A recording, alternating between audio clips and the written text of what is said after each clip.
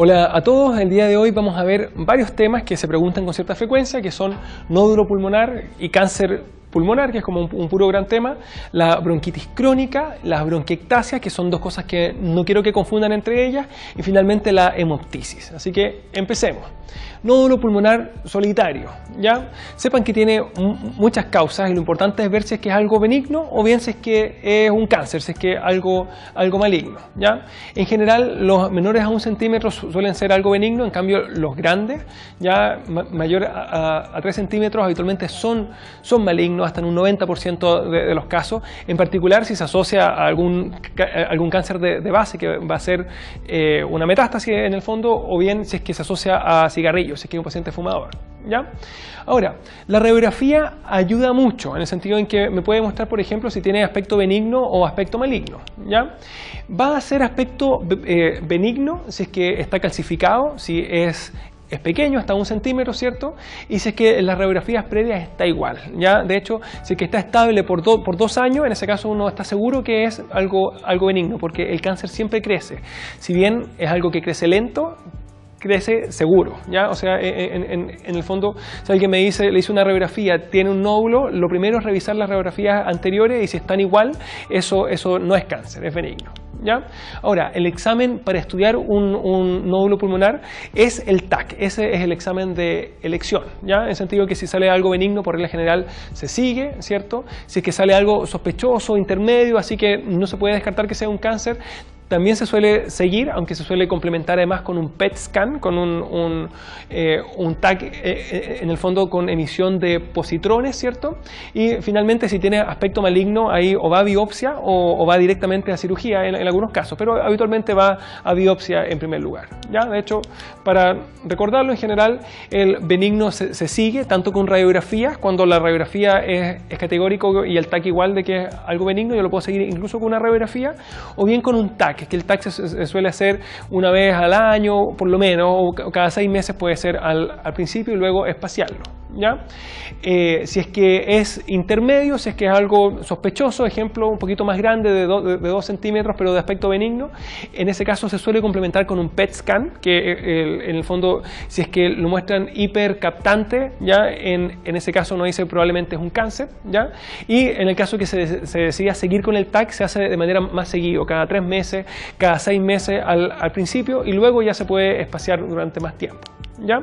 Y si tiene aspecto maligno, que las cosas de aspecto maligno son las que están en ese cuadro, ¿cierto? Que sea denso, espiculado, que tenga un aspecto en vidrio esmerilado, que sea grande, ejemplo, más de 3 centímetros, eso seguramente, o con alta probabilidad es maligno. En ese caso va a ir a la biopsia, ¿ya? Ahora, ¿cómo se hace esa biopsia? Si está en la localización central, en ese caso se hace una biopsia por vía transbronquial. Si está localizado de manera muy periférica, la biopsia en ese caso es por punción, por punción percutánea, habitualmente guiado por ecografía, ¿ya? Y en algunos casos en que ya están seguros que es un cáncer, va directamente a la cirugía. Pero lo más habitual es que vaya antes a una biopsia no excisional, sino que por punción, ya sea transbronquial o percutánea, ¿ya? Ahora, en el tema de cáncer de pulmón en específico, ya esto imaginando que estudiamos al nódulo y que ya está con la biopsia positiva, ¿cierto?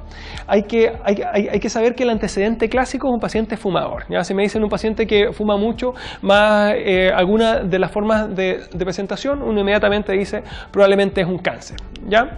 Ahora, la clínica, como había dicho recién, tiene muchas formas de presentación distintas y hay que saber identificarlas en general, ¿ya? Ahí están, en general, que me digan un paciente fumador con tos y que baje de peso, ¿ya? La pérdida de peso es algo inespecífico, pero si es que está en respiratorio hay que sospechar un cáncer, ¿ya? Puede que venga aparte con expectoración, que puede ser mucosa, ¿cierto? Hemoptoica, o bien puede ser una hemoptisis previamente tal. Y ahí la forma de sospechar el cáncer es que es un paciente fumador, justamente, ¿ya? Además, el hipocreatismo digital, que sepan que se ve en otras enfermedades, pero es muy sugerente de cáncer bronquial o pulmonar, en el sentido que la causa más frecuente del hipocreatismo digital es justamente este tipo de cáncer, ¿ya? Y que acuérdense que tiene los dedos en palillo de tambor, o sea, engrosados en la parte distal, y las uñas en vidrio de reloj, que son unas uñas curvas, así más o menos gruesas, ¿ya? Y otra de las formas en que se ha preguntado es con neumonías, ¿cierto?, recidivantes siempre en la misma zona. O sea, en el fondo el cáncer obstruye y hace que se infecte en ese mismo lugar, ¿ya? De hecho, eso hace que toda neumonía deba ser siempre controlada con una radiografía al mes después de haber terminado el tratamiento. En el sentido que hay que asegurarse que debajo de esa neumonía no haya habido un cáncer o alguna otra alteración anatómica que la esté produciendo, ¿ya? Igual puede que tenga tos, que puede ser una tos simplemente irritativa o bien con la expectoración. Y algo muy habitual es que el examen físico, el examen pulmonar es normal, ¿ya? De hecho, la típica historia, paciente que tiene tos, más baja de peso, más expectoración hemoptoica, eso uno dice es cáncer, y si aparte tiene el examen totalmente normal, uno dice más cáncer todavía, ¿ya? Ahora, ¿cómo se estudia el cáncer de pulmón? Igual que cómo se estudia el nódulo pulmonar, ¿ya? Porque en el fondo es un nódulo pulmonar, o sea, radiografía en primer lugar, después el TAC y después la biopsia, ¿ya? Ahora, ¿hay que hacer el screening con TAC o con radiografía? Y la verdad es que no, ya está demostrado que el screening con el TAC tiene demasiados falsos positivos, así que por regla general uno no debería hacer el screening, ¿ya? O sea, solamente se estudia cuando es un hallazgo en la radiografía que se pidió por alguna razón o bien cuando hay clínica de cáncer, si no, no, ¿ya? Ahora, el cáncer de pulmón tiene dos tipos, ¿ya? En primer lugar, el cáncer de células pequeñas, ¿ya?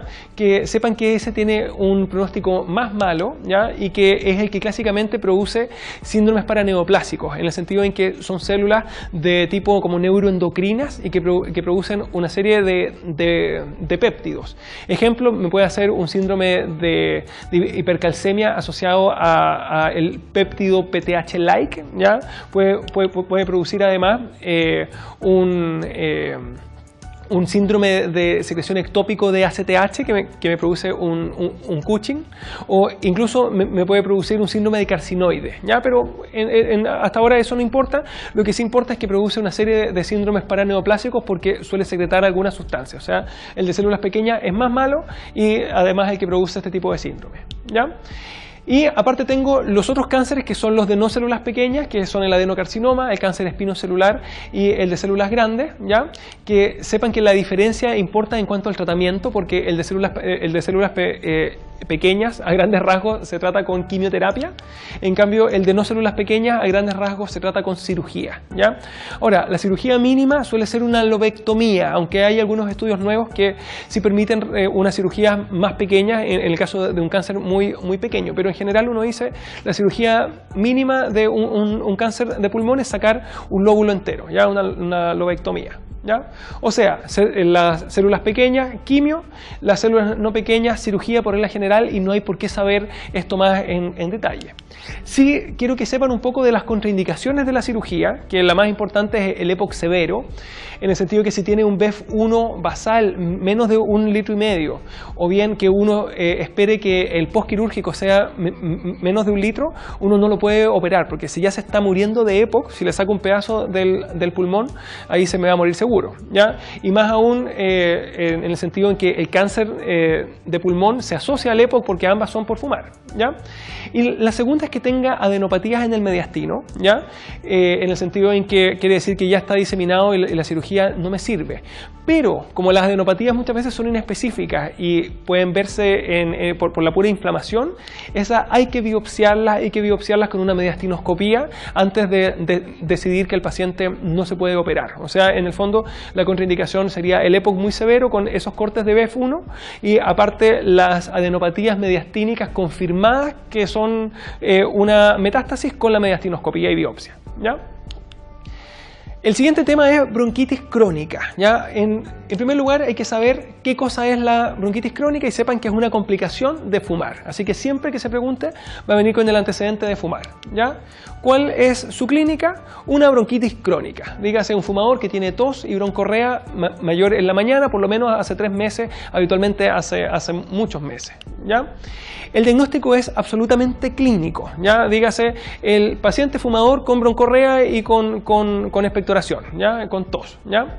Pero igual hay que pedirle algunos exámenes para descartar otras cosas, ¿ya? Ejemplo, como mínimo pídale una radiografía para descartar un cáncer, porque dijimos que un paciente fumador con tos y expectoración podía ser cáncer igual, ¿ya? Y en segundo lugar, pídale una espirometría para descartar el EPOC. Ahora, me interesa mucho esto, no confundan el EPOC con la bronquitis crónica. La bronquitis es la expectoración, la tos. El EPOC, en cambio, lo que tiene es disnea y obstrucción, ¿ya? Ahora, lo que pasa es que en la vida real se suelen dar ambas cosas juntas, ¿ya? Pero la clínica del EPOC no incluye la expectoración, sino que esa es la clínica de la bronquitis, ¿ya? Ahora, ¿cuál es el tratamiento de esto? Que es por fumar, justamente dejar de fumar, ¿ya? Y habitualmente en algunas semanas o en algunos meses los síntomas remiten, ¿ya? Aparte está el tema de bronquiectasias, que es una cosa totalmente distinta a la bronquitis, no lo confundan, ¿ya? La definición es una dilatación bronquial permanente, ¿ya? Irreversible, y generalmente es postinfecciosa, ¿ya? Así que, ¿qué tipo de infección? Ejemplo, tuvo una tuberculosis antes, tuvo un cuerpo extraño en algún momento en un bronquio, una neumonía por adenovirus, por sarampión o por alguna otra cosa, pero habitualmente son después de una infección, ¿ya? De hecho, se ha preguntado como un paciente tuberculoso que se trata la tuberculosis y que sigue con síntomas y con las baciloscopías negativas, ¿qué cosa es eso? Bronquiectasia, ¿ya? Ahora, hay algunas otras causas genéticas de bronquiectasia que son la fibrosis quística y la enfermedad de Silo inmóvil, que en este caso produce bronquiectasia difusa y son secundarias justamente a las infecciones por Pseudomonas y por Staphylococcus aureus que se producen en estas enfermedades, ¿ya? Ahora, la clínica es relativamente inespecífica, pero lo fundamental es tos y broncorrea crónica, igual que la bronquitis crónica, solo que el antecedente acá no es que fume, sino que es que tuvo una infección antes, ¿ya? Suele ser de predominio matinal, como todos los problemas bronquiales, ¿ya? Y aparte esta suele venir con hemoptisis, ¿ya? Y la hemoptisis puede ser tanto leve, o sea, una expectoración hemoptoica, como una hemoptisis masiva, así bien grave, ¿ya? Y además suele producir infecciones, en el sentido en que esta broncorrea se suele sobreinfectar con bacterias y puede producir neumonías además, ¿ya? Ahora, otros síntomas puede venir con hipocratismo digital, lo cual se puede confundir con un cáncer, por lo tanto la diferencia me la va a dar justamente la edad, en el sentido que el cáncer es de adulto mayor, las bronquiectasias suelen ser de gente más joven, y segundo lugar, el antecedente de fumar o no fumar, porque si es que fuma yo pienso mucho más en cáncer, ¿ya? Ahora, aparte puede tener un poquito de clínica obstructiva, como por ejemplo roncus, sibilancia, etcétera, y los estertores, que es por las secreciones en el fondo, ¿ya? Ahora, ¿cómo se estudia? En primer lugar, la radiografía, ¿ya? Aunque la radiografía en este caso suele verse totalmente normal o bien con alteraciones muy inespecíficas que a lo más se describen como sugerentes de bronquiectasias, pero no las puede ver, ¿ya? El examen, por lo tanto, es el TAC. Así que si me preguntan una clínica de bronquiectasias, ¿qué examen hay que pedir? TAC, ¿ya? Y habitualmente es un TAC de tórax de cortes finos, como para poder verlo un poquito mejor. Eso es lo que hace el diagnóstico, ¿ya? ¿Y cuál es el tratamiento? Como dijimos que era algo irreversible, por regla general no son curables, así que uno hace un tratamiento solamente asintomático. Por regla general se le da kinesioterapia para ayudarlo a botar la expectoración, el drenaje postural de la broncorrea, ¿cierto? Y si es que se infecta, en ese caso se le da antibiótico, o sea, sería más antibiótico en el caso de que haya infección. Ahora, cuando están todas localizadas en una pura zona, ejemplo, las secundarias a un cuerpo extraño, en ese caso sí se pueden operar, ¿ya? Y ahí se soluciona el problema y sería el único tratamiento curativo, pero para eso deben estar localizadas. Si son difusas, obviamente no se pueden operar, ¿ya? Vamos a ver unos pocos casos clínicos, ¿ya? Para terminar, veamos esto. Un paciente de 30 años con tos más expectoración hemoptoica más broncorrea que es mayor en la mañana desde hace un año. Se fijan, es un paciente joven, ¿cierto? Con tos y expectoración hemoptoica, eso sería bronquiectasia por si acaso. En cambio, un cuadro muy similar, esto de acá, 65 años con tos más expectoración hemoptoica, más que fumador de 20 cigarrillos al día y está hace un mes con estos síntomas, uno dice en este caso, en cambio, sería un cáncer. ¿Por qué? A pesar de que tiene la misma clínica, por la edad, ¿cierto? Y por el antecedente de fumar, ¿ya? Y finalmente 60 años con tos más expectoración mucosa mayor en la mañana y que fuma 20 cigarrillos al día hace un año, esto en cambio sería una bronquitis crónica. De que hay que descartar un cáncer, hay que descartarlo, pero esa es la clínica clásica de la bronquitis crónica. ¿Por qué? Porque está con la tos y la expectoración en un paciente que fuma, ¿ya? Y de manera crónica hace un año, ¿ya? El último tema es hemoptisis, que recuerden que hemoptisis es sangre que sale por la vía respiratoria, ¿ya? Sepan que la hemoptisis puede ser leve o masiva y las causas cambian. Ahí hay una lista de las causas a reconocer. Las bronquitis, que son lo más frecuente, así de tener tanta tos, al final se produce un pequeño desgarro en la vía respiratoria y eso puede sangrar un poco. La estenosis mitral es una causa que se ha preguntado más de alguna vez. El TEP, el tromboembolismo pulmonar, el cáncer, la tuberculosis, las bronquiectasias, igualmente puede producir hemoptisis leve. En este caso, si es que es leve en general, uno hace una broncoscopía y se trata la causa nomás, ¿ya? Y si es muy leve y en contexto de una bronquitis, uno hace tratamiento sintomático nomás, ¿ya? En cambio, cuando es masiva, que las causas de la masiva son menos, son en general las mismas bronquiectasias, la misma tuberculosis y el mismo cáncer, pero en este caso un sangramiento más abundante, ¿cierto? Que en general son sangrados que provienen de un bronquio, ¿ya? Que provienen de la arteria bronquial. ¿Por qué? Porque la arteria bronquial, recuerden que es una arteria de alta presión, porque es rama de la aorta. En cambio, la arteria pulmonar es de baja presión y por lo tanto sangra menos, ¿ya? Ahora, ¿qué es lo importante en la hemoptisis masiva? ¿Ya? Que tiene riesgo de perder la vía aérea, en el sentido que hay tanta sangre que se llena en el fondo un bronquio o un pulmón con sangre y en el fondo el paciente ahí pierde ese pulmón, al menos de manera transitoria, y eventualmente se me puede llenar además el otro bronquio y en ese caso el paciente puede morirse incluso, ¿ya? Así que la conducta es hacer una intubación selectiva. ¿Eso en qué consiste? Se le pone un tubo especial que va de una u otra forma, que lo vamos a explicar en un ratito más, va a dejar que cada bronquio tenga una intubación independiente, de manera que si se me llena de sangre uno, por lo menos el otro pueda seguir respirando, ¿ya? Ahora, una vez que uno hace esta intubación, se va a la broncoscopía, que hay que hacerlo urgente, ¿cierto?, para ir a cortar el sangramiento, ¿ya? Ahora, cuando la broncoscopía falla, que cuando sangra mucho, muchas veces es imposible ver el lugar que está sangrando, queda como última alternativa la embolización de la arteria bronquial. O sea, en el fondo, ese sería como el tratamiento de rescate, ¿ya? Ahí está la foto de la intubación selectiva. Si se fijan, se intuba la tráquea, se le pone el CAF ahí en la tráquea y luego se pasa un segundo tubo a través de ese para que vaya alguno de los otros dos bronquios y se insufla ahí, ¿ya? De esa manera el bronquio que está con el CAF adentro del mismo se va a ventilar por ese tubo y el otro bronquio en cambio se va a ventilar por el tubo traqueal, ¿ya? Esa sería la intubación selectiva. Ya, estos fueron varios temas. Así que nos veremos en el próximo tema, ¿ya? Pero esto es todo por este video, ¿ya? Que les vaya muy bien.